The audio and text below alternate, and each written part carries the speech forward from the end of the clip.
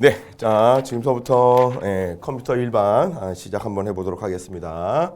자, 첫 번째 보시면 이 부분은 뭐 OS에 관련된 부분일 수도 있고 컴퓨터 구조에 관련된 부분일 수도 있습니다. 가장 기본이 되어지는 부분들이니까 자 한번 보도록 하겠습니다.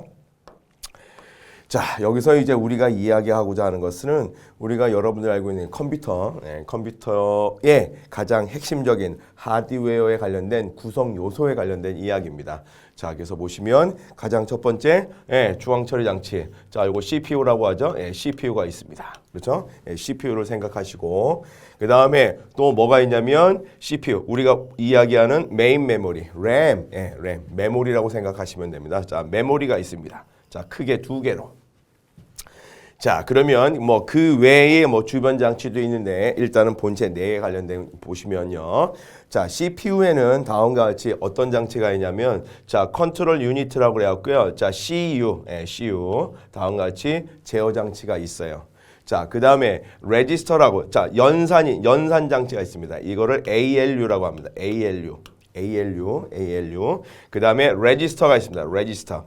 크게 세 가지 부분으로 나눌 수가 있어요. 자, 그러면 일단은 컨트롤 유닛은 다음과 같이 여기서도 보시면 제어 장치, 연산 장치, 레지스터로 구성되어져 있습니다. 라고 이야기를 하죠. 자, 그러면 쉬운 거부터 한번 해볼까요? 연산 장치.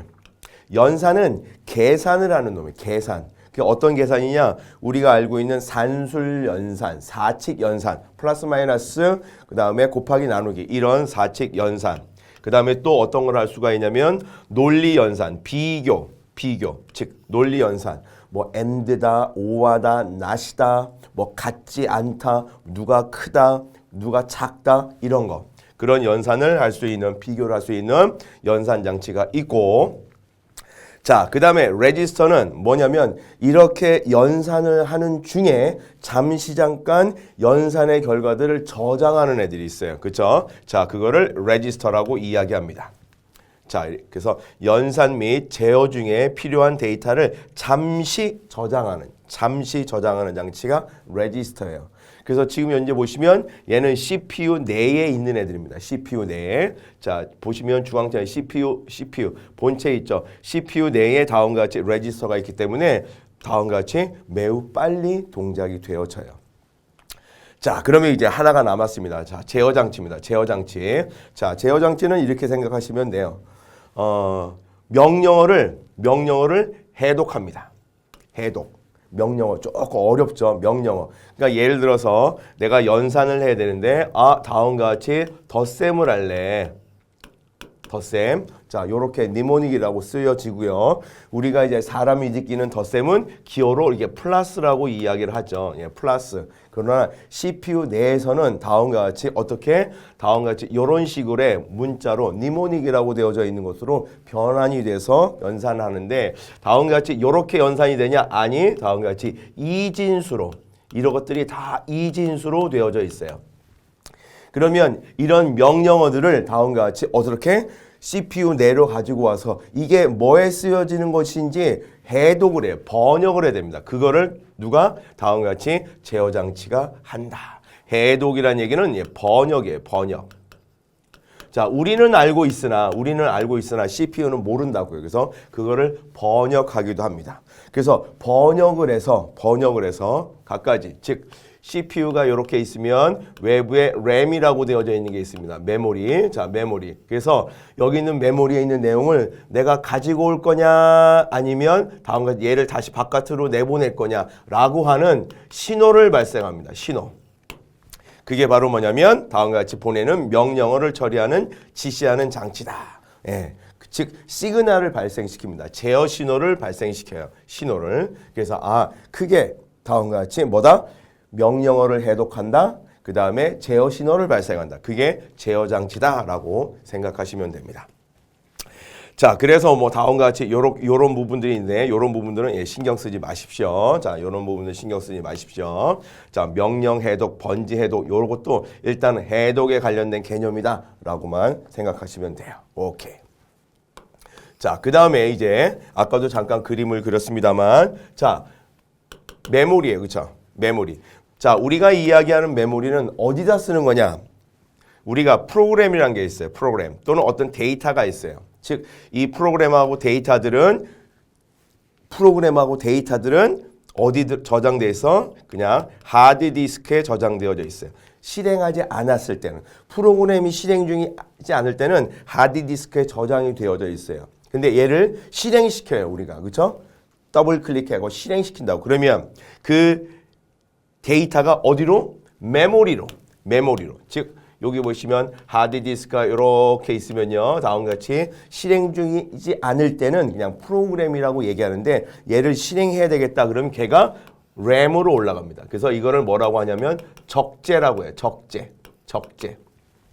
그래서 램에 올라간 다음에 다음과 같이 CPU랑 이렇게 뭐를 대화를 하면서 주고받으면서 연산을 하게 되어진다라는 이야기예요. 그래서 프로그램이 올라가기도 하고 또는 데이터를 저장하기도 하는 기능을 한다. 그래서 대표적으로 주기억 장치는 잘 알고 계시는 램 또는 롬, 이렇게 두 가지로 구분할 수 있다. 근데 램 같은 것들은 다음과 같이 휘발성이라고 얘기하죠. 휘발성은 전원을 껐다 끼면 다 날아가요. 근데 롬 같은 건 날아가지 않습니다. 그래서 비휘발성이라고 이야기하는 거예요. 그러니까 여러분들 뭐 밥솥이나 에어컨이나 냉장고 같은 거 보시면요, 전원을 뺐다 끼면 다음과 같이 끼면 다시 뭐 소리가 띡띡띡 들리면서 내가 원하는 메뉴를 버튼 눌러가 실행시킬 수가 있죠. 그것들이 다 어디? 롬에 들어가 있어요. 롬. 그래서 다음과 같이 여러 개 그런 하드웨어에 관련된 것들을 기본적으로 관련된 프로그램들을 여기 롬에 저장되어져 있다. 그렇게 알아주시면 되겠습니다. 자, 일단은 본체. 자, 그 다음에 이제 주변 장치는 우리 다 알고 있는 거예요. 그렇죠? 그게 입력 장치와 출력 장치로 나눠져 있더라. 입력 장치, 출력. 뭐 더 이상의 뭐 그런 얘기는 뭐 할 필요가 없어요. 그렇죠? 그리고 다음과 같이 보조기억 장치. 하드디스크라고 이야기하고 있죠. 자, 그래서 하드디스크, 자기 디스크, 그 다음에 플래시 메모리, 들고 다니는 플래시 메모리. 또는 다음과 같이 Solid State Device라고 SSD라고 되어져 있는 디스크도 많이 쓰고 있죠. 자, 그렇게 정리할 수 있겠습니다. 자, 그러면 컴퓨터에 보시면요, 하드웨어만 있는 게 아니라 소프트웨어가 있습니다. 그렇죠? 소프트웨어. 자, 그러면 소프트웨어는 무엇을 이야기하는 거냐? 그렇죠? 하드웨어를 제어하기 위해서 이야기하는 거예요. 그렇죠? 컴퓨터는 깡통, 하드웨어만 있으면 안 돌아가요. 그렇죠? 그 하드웨어를 제어를 하고 사용자하고 그 깡통들, 하드웨어들 간에 상호작용을 하기 위해서, 상호 대화를 하기 위해서 다음과 같이 소프트웨어가 반드시 필요하다. 자, 그래서 소프트웨어는 크게 시스템 소프트웨어, 그 다음에 응용 소프트웨어, 그 다음에 뭐 미들웨어, 그 다음에 펌웨어 여러 가지 이렇게 쭉 이야기하고 있는데, 기본적으로 시스템 소프트웨어하고 응용 소프트웨어 요 두 가지만 먼저 말씀드리도록 하겠습니다. 자, 시스템 소프트웨어는 딱 말 그대로 시스템, 즉 운영체제, 쉽게 얘기하면 운영체제라고 생각하시면 돼요. 즉 컴퓨터를 제어를 합니다. 즉 다시 보시면요, 다음과 같이 운영을 통제한다. 즉 각종 자료를 처리하고 그 운영을 통제한다. 어떤 거? 컴퓨터를 운영하는 거예요. 그거를 이제 시스템 소프트웨어라고 이야기합니다. 대표적으로 우리가 알고 있는 오퍼레이팅 시스템, OS. 즉 뭐 유닉스, 리눅스, 윈도우에서 사용하는 여러 가지 운영 체제, 그렇게 알아주시면 될 것 같아요. 자, 그리고 그 외에 다음과 같이 컴파일러, 링커, 로더 이렇게 나와 있죠. 자, 요것들을 뭐라고 얘기하냐면 언어 번역기라고 이야기합니다. 언어 번역기. 다음과 같이 우리가 프로그램을 작성할 때 컴파일러, 거기에 링커, 로더 여러 가지 방법을 통해서 다음과 같이 프로그램이 실행 파일이 만들어지는데, 이런 것들도 바로 뭐다? 언어 번역기, 즉 시스템 소프트웨어 속해 있다. 아시겠죠? 자, 그 다음에 응용 소프트웨어는 지금까지 얘기한 거 그 외의 것 다 응용 소프트웨어라고 생각하시면 돼요. 그러니까 뭐 우리가 많이 사용하고 있는 MS 오피스에서 나오는 프로그램 또는 웹브라우저, 그 다음에 그래픽에 관련된 프로그램, 기타 등등 모두 다 응용 소프트웨어라고 이야기하면 되겠다. 자, 그런데 여기 보시면요. 자, 시스템 소프트웨어 중에 또 뭐가 하나가 있냐면 유틸리티라고 써요. 유틸리티. 자, 유틸리티는 뭐를 이야기하냐면 보통 유틸리티랑 응용 소프트웨어하고 혼용해서 쓰시는 분들인데 그렇지가 않아요. 유틸리티는 다음과 같이 시스템을 관리해주기 위한 프로그램을 유틸리티라고 이야기해요. 그래서 그 유틸리티에는 가장 대표적인 게 백신 프로그램 같은 거, 그거 다 유틸리티입니다. 그 다음에 간혹가다가 여러분들 명령어 창을 윈도우에서 보시면 명령어 창을 열어서 어떤 명령어 조작을 할 수가 있거든요. 그런 것들, 명령어 창이라든지 그 다음에 뭐 조각 모음 같은 거, 여러분들 조각 모음 같은 거 아시죠? 자, 이런 것들 다 유틸리티라고 이야기한다. 그 다음에 뭐 백신 프로그램 이런 것들도 다 유틸리티라고 이야기한다. 자, 그 다음에 자 미들웨어. 자, 미들웨어도 다음과 같이 중간웨어 이건 도대체 뭐야? 그래서 얘 같은 것들은 뭐냐면요. 다음과 같이 운영체제와 응용 소프트웨어에 관해 자, 다음과 같이 응용 소프트웨어와 시스템 소프트웨어, 즉 OS 간의 중간계층 역할을 해주는 소프트웨어를 미들웨어라고 이야기한다. 그렇게 딱 알아두시면 돼요. 그래서 다음과 같이 얘네들 간에 다 중재 역할을 하는 거예요. 중재 역할. 그래서 데이터 통신이라든지 뭐 여러 개의 프로그램 관리, 그 다음에 장치 제어 이런 것들을 제공하고 있다. 자, 그래서 각각의 특징을 보신다고 하면 그냥 응용 프로그램의 상호작용, 상호 통신을 하기 위한 것. 즉 데이터를 교환하기 위해서 중개 역할을 하기도 하고 그 다음에 변경 확장 즉 뭐 예를 들어서 데이터베이스 미들웨어라고 되어져 있는 것들도 있어요. 그죠? 응용 프로그램하고 데이터베이스 시스템 간의 연결 그 다음에 뭐 분산 시스템 간의 메시지 전송을 할 때 쓰여지는 것 그 다음에 뭐 클라이언트와 백엔드 서비스 간 즉 그냥 쉽게 얘기하면 어떤 프로그램과 어떤 서버들 간에 통신을 할 때 쓰여지는 그런 프로그램을 미들웨어다. 이렇게 알아주시면 되겠습니다. 자, 그래서 예전에 요거에 관련된 문제가 나왔었는데 뭐 시스템 소프트웨어에 해당되지 않는 것 뭐 이런 것들이 나왔거든요. 또는 해당되는 것 그래서 그 부분에 관련된 것들이 예전에 여러분들 다 풀어보셨겠지만 뭐 컴파일러 뭐 이런 것들로 다음과 같이 나왔던 게 기억하시리라 봅니다. 그래서 여러분들 여기 보시면요, 뭐 어떤 문제가 나올 수가 있냐면 뭐 중앙 처리 장치 CPU의 구성 요소가 아닌 것은 아까 우리가 여기서 보시면 자 CPU의 구성 요소가 아닌 것은 제어 장치, 연산 장치, 레지스터 이렇게 표현되어 있죠. 그것들 잘 구분 한번 해보시고 자 그다음에 뭐 시스템 소프트웨어의 역할, 시스템 소프트웨어의 역할은 아까도 얘기했지만 다음과 같이 뭐를 한다? 하드웨어를 다음과 같이 운영 체제를 통제한다. 하드웨어를 제어하고 자원을 관리한다. 즉 다시 얘기하면 시스템 소프트웨어는 뭐냐면 자원을 관리한다. 자, 그러면 이 자원이라고 얘기하는 거는 뭐냐면 여기 뭐 CPU도 들어가고요. 그다음에 뭐 프로세스라는 것도 들어가고요. 그다음에 뭐 데이터라는 것도 들어가고요. 데이터에는 뭐 파일 같은 거 이런 것들도 들어가고요. 그다음에 메모리도 들어가고요. 즉 컴퓨터가 사용되어질 때 자원을 공급해 주는데 그런 것들을 다 뭐라고 하냐면 자원이라고 합니다. 이런 것들을 자원이라고 얘기하는데 시스템, 운영체제는 이런 것들을 관리해 주는 프로그램이다. 그렇게 알아주시면 되겠습니다. 아시겠죠? 자, 그렇게 구분해서 다음과 같이 소프트웨어에 관련된 거를 이야기 한번 해봤다. 자, 그 다음에 이제 펌웨어입니다. 펌웨어. 자, 펌웨어는 조금 개념이 달라요. 자, 펌웨어는 뭐냐면 하드웨어하고 다음과 같이 소프트웨어, 즉 하드웨어를 제어하고 운영하기 위한 소프트웨어를 펌웨어라고 이야기합니다. 자, 보세요. 자, 그래서 펌웨어는 다음과 같이 어디? 비휘발성 메모리, 즉 롬, 아까 잠깐 얘기했죠. 그 다음에 플래시 메모리, 여러분 들고 다니시는 그런 것들, 그런 비휘발성 메모리에 저장되어서 하드웨어 동작을 관리한다. 아까도 제가 얘기했어. 밥솥에 전기를, 전원을 꽂았다 빼도 그 안에 밥솥에 돌아가는 여러 가지 것들은 계속 돌아가요. 그렇죠? 에어컨, 냉장고, 세탁기 똑같습니다.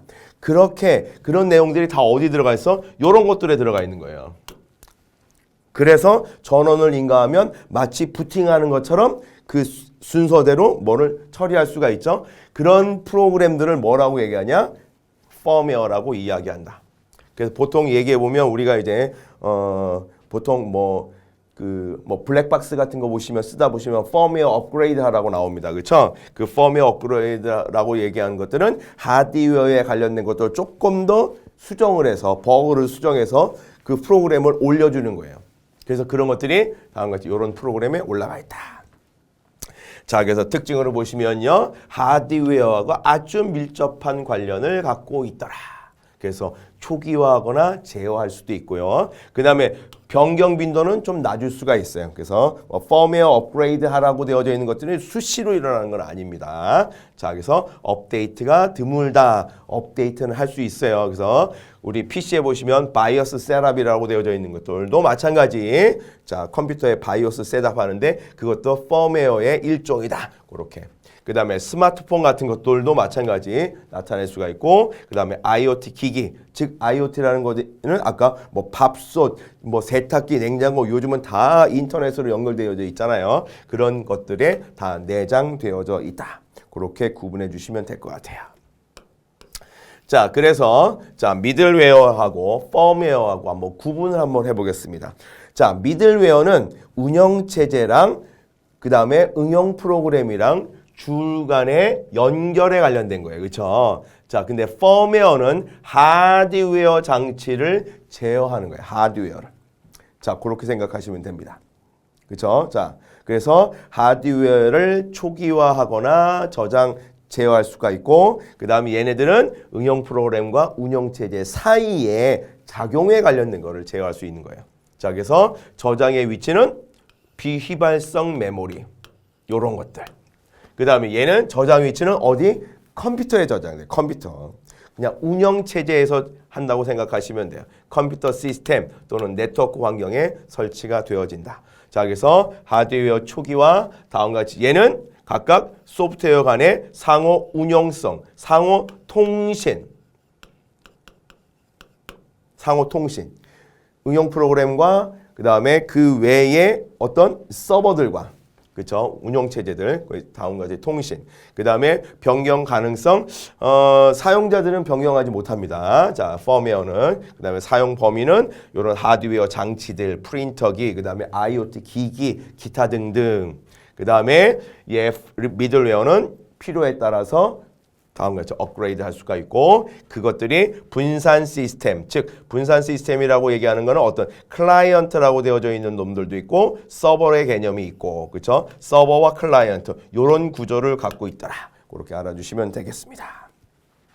자, 그래서 여기 시스템 소프트웨어에 관련된 얘기가 나오죠. 다음과 같이. 자, 요거는 응용 프로그램에 관련된 얘기죠. 오케이. 그렇게 알아주시면 되겠습니다. 자, 그래서 만약에 여기서 문제가 나올 수 있다고 해보면 펌웨어에 관련된 정의. 자, 펌웨어에 관련된 정의. 어떤 정의를 할 수가 있겠습니까? 다음과 같이 하드웨어 제어 및 기본 동작 이런 것들을 제어하는 거다. 그렇게 알아주시면 되겠죠. 그 다음에 펌웨어하고 미들웨어의 차이. 이런 거 가지고도 문제가 나올 수도 있습니다. 그래서 얘네들이 어디에 저장되어져 있느냐 그런 것들 그렇게 알아주시면 될 것 같아요. 자, 그 다음에 한번 넘어가 보겠습니다. 자, 요번에는 컴퓨터의 특징. 자, 이런 것들은 외우는 게 아니라 여러분들이 컴퓨터를 사용함에 있어서 그 느낌바를 다음과 같이 이렇게 하나의 단어로서 그냥 요약한 키워드로서 요약한 거예요. 자, 여기 한번 보시면요. 자, 신속하죠. 정확하죠. 그렇죠? 그 다음에 대용량이죠. 그 다음에 자동성, 자동으로 일을 해주죠. 그렇죠? 그 다음에 범용성, 여러 가지 일을 할 수가 있고요. 그 다음에 저장할 수도 있어요. 대용량으로 저장할 수도 있고 메모리 같은 것도 많은 메모리로 할 수가 있고 그 다음에 호환성, 다른 기기하고 연결해도 돼요. 그렇죠? 신뢰성, 오차를 최소화해야 돼. 그렇죠? 그러니까 컴퓨터가 어느 날은 이런 일을 해갖고 A라는 대답을 했는데 또 다른 날은 그러니까 B라는 이렇게 하면 안 된다라는 거예요. 다양성, 다양한 거죠. 범용성하고 뭐 비슷한 얘기로 할 수가 있겠습니다만 그 다음에 또 호환성하고도 같은 비슷한 얘기로 할 수가 있겠습니다만 그렇게 다양성. 그 다음에 네트워크를 통해서 그렇죠? 뭐가 된다? 공유가 되어진다. 다 우리가 느끼는 그런 것들이에요. 그렇죠? 그렇게 하나도 여기서 어렵고 그런 내용은 아니에요. 자, 그러면 컴퓨터의 기능도 마찬가지. 여러분들이 지금까지 컴퓨터를 사용하고 있었을 때에 컴퓨터의 기능들은 뭐하고 있냐? 키보드로 입력이 가능하다. 스캐너로 입력이 가능하다. 그 다음에 기억을 할 수가 있다. 즉 어디에? 주기억 장치에 저장을 해서 어떤 자료를 처리할 수가 있다. 그 처리라고 되어져 있는 게 연산. 그죠? 예. 그래서 모든 처리를 하려고 하면 하드디스크에 있는데요. 아까도 얘기했지만 하드디스크, 즉 하드디스크라는 얘기는 외부 장치예요. 그렇죠? 자, 그러면 외부 장치가 하드디스크만 있냐? 아니죠. 자, 입력, 출력, 즉 밖으로부터 들어오는 데이터들 그런 거 다 가능한 거예요. 자, 그런 것들을 어떻게 처리를 하려고 하면 어떻게 된다? 예, 메모리로 올려야지 된다. 메모리로 올라와야 돼요. 메모리로. 그래서 메모리로 올라와서 그 다음에 누가? CPU가 연산을 하게 되어진다. 이 연산이라는 개념은 뭐냐면 처리하게 되어진다라는 이야기죠. 자, 그리고 나서 다 처리한 다음에 여기 제어 기능이라고 되어져 있죠. 제어 기능이라는 얘기는 뭐냐면 CPU가 다음과 같이 데이터를 바깥으로 내보낼 거야. 그러면 메모리에 있는 데이터를 하드디스크에 저장하고 저장한 놈을 프린터기로 뽑아낼 수도 있고 이런 것들을 얘기하는 거고. 즉 다시 한번 이야기하면 그게 출력까지 다 가능하다. 모니터로 봐야지, 소리로 들어야지 이런 것들. 이런 대표적인 5가지 기능을 이야기하고 있다. 자, 그래서 밑에 또 나오면 컴퓨터의 기능이라고 할 수 없는 것은 창조 기능. 창조의 기능은 있을 수가 있어요. 근데 창조를 맨날 하는 건 아니잖아요. 그렇죠? 자, 그러니까 조금 거리가 멀 수도 있겠다라고 말씀드릴 수가 있겠습니다. 자, 오케이. 자, 그 다음에 자, 예를 들어서 여기서 다음과 같이 굳이 문제를 낸다고 해보면 이렇게 컴퓨터의 기능에 관련된 거 문제가 날 수도 있겠죠. 그렇죠? 다음과 같이. 그러니까 여기에 이렇게 나온다고 하면 어떻게 하시겠어요? 컴퓨터의 기본 기능에 해당되지 않는 것은 그래서 입력, 기억, 연산 하나 딱 해놓고 공유 요런 기능이 있다. 이거는 다음과 같이 아까 위에서 보시면 컴퓨터의 특성에 공유에 관련된 특성은 있어요. 그렇죠? 근데 기능으로는 우리가 텍스트로 이야기할 때 기능으로는 공유에 관련된 부분은 살짝 거리가 좀 멀다. 그렇게 이야기할 수가 있겠습니다. 자, 그 다음에 다음과 같이 그렇게 쉽게 알아두시면 될 것 같습니다. 자, 넘어가겠습니다. 자, 이제 컴퓨터의 이제 분류에 관련된 이야기입니다. 그래서 요게 조금 이제 구분하셔야 될 부분들이 있는데 한번 보겠습니다. 자, 여기 1세대, 2세대, 3세대, 4세대, 5세대 이 1, 2, 3, 4, 5가 중요한 게 아니에요. 이거는 말하는 사람마다 정의하는 사람마다 다 달라요. 뭐가 중요하냐? 이 연도도 중요한 거 절대로 아니에요. 그냥 써놓은 거야. 대충 어림으로. 그러면 그 뒷부분에 나오는 이런 진공관, 트랜지스터, 집적회로 이 부분에 관련된 부분을 보셔야 돼요. 자, 그래서 진공관 아시죠? 진공관이 어떻게 생겼는지. 그렇죠? 지금도 오디오 같은 거 이제 매니아들은 진공관 앰프를 써서 얘기하는데 진공관이라고 되어져 있는 얘도 하나의 트랜지스터예요. 다음과 같이 진공관 트랜지스터인데 다음과 같이 초창기에 진공관을 썼기 때문에 부피가 무지하게 큽니다. 그 다음에 비용도 많이 들고 각각 진공관, 즉 진공관은 뭐 형광등 같이 생각하시면 돼. 아니면 백열등 그런 것들이 하나씩 박혀서 그게 수치적인 데이터를 계산한다고 생각하시면 돼. 그래서 수명도 짧아. 형광등 나갈 수도 있잖아요. 그렇죠? 그다음에 전력 소모도 많이 들어요. 왜? 불을 피워야 되거든. 진공관에 불이 빡 들어와요. 자, 그러다가 다음과 같이 자, 트랜지스타라고 되어져 있는 게 나왔어요. 트랜지스타는 IC하고 조금 다릅니다. 예, 그 전에 TR이라고 이야기합니다. TR. 자, 그래서 여기 보시면요. 다음과 같이 그래서 요것들은 진공관이었을 때 예전에 뭐 통계, 집계 그러니까 뭐 인구 센서스 조사 같은 거 할 때 그런 시스템에서 많이 적용을 했었고 그다음에 이제 트랜지스터가 나오면서 얘 크기가 많이 줄었어요. 그래서 다음과 같이 전력 소모도 좀 줄어요. 예. 쟤는 뭐 불을 피우는 게 아니라 작은 뭐 소자가 거기에 전류 같은 거를 이렇게 집어넣어서 거기에 흐름을 이용을 해서 다음과 같이 동작되어지는 거예요. 그래서 그만큼 얘보다는 신뢰성도 그다음에 전력 소모도 줄었다. 그다음에 기억 용량도 기억할 수 있는 용량도 좀 증가되었다. 이런 부분에서 말씀드리겠습니다. 그러면서 운영체제가 등장하게 되었다. 자, 요 시퀀스 순서들. 그 다음에 이제 우리가 얘기하는 IC. 이 IC라는 얘기는 이제 반도체 공정에 의해서 만들어놓은 집적 회로. 즉, 집적 회로라는 것은 뭐냐면 하나의 작은 공간에 여러 개의 기능을 할 수 있는 이 트랜지스터들을 여기다가 반도체 공정에 의해서 아주 집적화하는 거예요. 많이 집어넣는 겁니다. 그러니까 많이 집어넣었다는 얘기는 뭐냐면 다음과 같이 이런 부피들이 점점 작아지고 있는 거예요. 작아지고 있어요. 그리고 빨리 처리하기도 되고 다른 장치하고도 호환성도 좋고 연산 속도도 올라가게 되어진다. 즉 다음과 같이 크기가 작아질수록 여기서부터 여기까지의 거리가 짧아지기 때문에 연산 속도가 빨라져요. 자, 그러면서 뭐 예측이나 의사결정할 수 있는 부분까지 컴퓨터가 등장을 하고 막 그렇기 때문에 다음과 같이 이런 것들도 할 수 있었다. 자, 그러면서 다음과 같이 더 늘어납니다. 더 집적이 돼요. 그래서 다음과 같이 우리가 집적도에 따라서 다음과 같이 이런 집적 회로를 구분해 보면 가장 작은 게 SSL이라고 얘기해요. Small Scale Logic. 그 다음에 SSI. Small Scale Integrate. 그 다음에 Medium. 그 다음에 Large. 그 다음에 Very Large. 그 다음에 Ultra Caption. Ultra Large.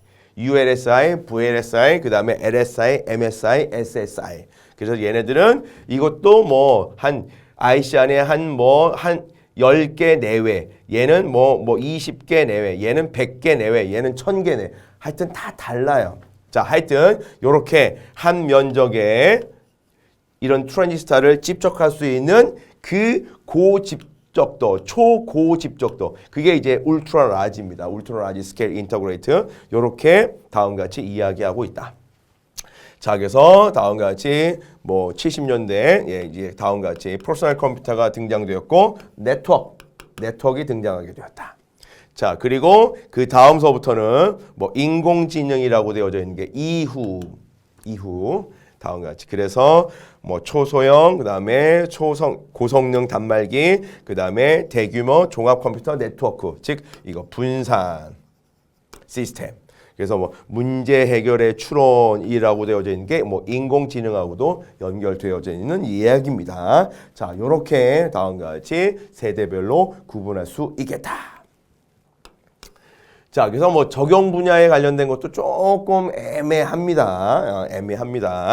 자, 일단 자, 그리고 다음과 같이 아날로그 컴퓨터, 디지털 컴퓨터, 하이브리드라고 나와 있죠. 아날로그 컴퓨터는 뭐 다음과 같이 우리가 얘기하는 이런 것들이 시간에 따라서 연속적으로 변하는 그런 것들을 처리하기 위한 컴퓨터다라고 생각하시면 돼요. 그 다음에 디지털 컴퓨터는 여러분들 지금 현재 갖고 계시는 모든 것들, 이산적인, 불연속적인, 즉 얘는 0 아니면 1밖에 모르는 애들이에요.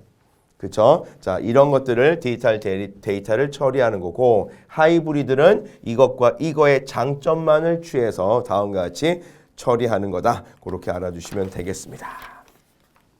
자, 그 다음에 또 사용 목적에 따라서 우리가 잘 알고 있는 것처럼 뭐 모바일, 그 다음에 뭐 랩탑이라고 되어져 있는 것들은 보통 그 노트북, 그쵸? 예, 그런 것들을 다 랩탑이라고 이야기합니다. 자, 뭐 무릎 위에다 올려놓고 그래서 랩탑. 그 다음에 다음과 같이 팝톰이라고 되어 있죠. 뭐 손가락 위에 올려다 놓고 뭐 그런 이 얘기는 많이 쓰지는 않습니다만 그 다음에 임베디드. 자, 요거 임베디드 시스템. 내장형이라고 얘기하는 거죠. 임베디드라는 얘기는 다음과 같이. 그래서 제가 아까도 얘기했던 밥솥, 그 다음에 세탁기, 냉장고, 에어컨, 즉 특별한 하드웨어를 제어하기 위해서 만든 컴퓨터, 그걸 임베디드 시스템이다 라고 생각하시면 돼요. 특정한 목적으로 만든 거. 그러니까 밥솥을 제어해야 돼. 그것도 임베디드 시스템이에요. 그렇죠? 근데 밥솥을 쓰는데 컴퓨터에 있는 CPU를 갖다가 집어넣으면 돈이 많이 들어. 그러니까 아주 저렴한 CPU를 집어넣어서 밥솥을 돌아가게, 세탁기를 돌아가게, 에어컨을 돌아가게, 냉장고 마찬가지. 그런 것들을 임베디드 시스템이라고 이야기하고 요즘은 이런 임베디드 시스템을 통해서 이제 IoT 여기까지 이제 접목되어지는 거예요. 아시겠죠? 자, 그렇게 생각하시면 간단하게 생각하시면 됩니다. 자, 그래서 여기 또 보시면 뭐 임베디드 시스템에 관련돼서 다음과 같이 뭐 옳지 않은 것은이라고 되어져 있네요. 그렇죠? 뭐 일반적으로 임베디드 소프트웨어는 하드웨어와 밀접하게 임베디드 소프트웨어는 하드웨어에 내장되어져 있어서 밀접한 관련이 갖고 있는 거죠. 자, 그렇게. 그래서 마찬가지 뭐 실시간, 그 다음에 우리가 방금 전에 얘기했던 이런 것들 다 임베디드 시스템이라고 이야기할 수가 있겠다. 자, 그렇게. 자, 그 다음에 또 여기 뭐 간단하게 또 문제가 나올 수 있겠다라고 얘기하는 것들은 뭐 임베디드 시스템에 관련된 부분을 조금 한번 생각해 보시면 될 것 같아요. 자, 임베디드 시스템의 특징, 아까 얘기한 것처럼 다양한 운영체제에 설치할 수 있다. 다양한 운영체제. 그러니까 임베디드 시스템 또는 뭐 특정한 기기의 전용 시스템이다. 맞는 얘기예요. 그 다음에 뭐 PDA 뭐 이런 거에다가 만들 수 있다. 그 다음에 실시간 제어가 필요한 환경에 필요할 수 있다. 뭐 이렇게 되어져 있죠. 자, 그래서 자, 아까도 얘기했지만 임베디드 시스템은 다양한 운영체제를 설치할 수 있다. 요게 가장 부적절한 이야기로 이야기할 수가 있겠어요. 그래서 내장된 단말기에 관련된 그런 것만 수행하기 때문에 뭐 다양한 운영체제를 설치할 수 있는 그 부분은 조금 부적절하게 얘기할 수가 있으니까 혹시 나오면 참고하시기 바랍니다. 자, 일단 여기까지 하고 이제 그 다음에 이제 우리가 이제 디지털에 관련된 불대수에 관련된 얘기를 한번 해보도록 하겠습니다.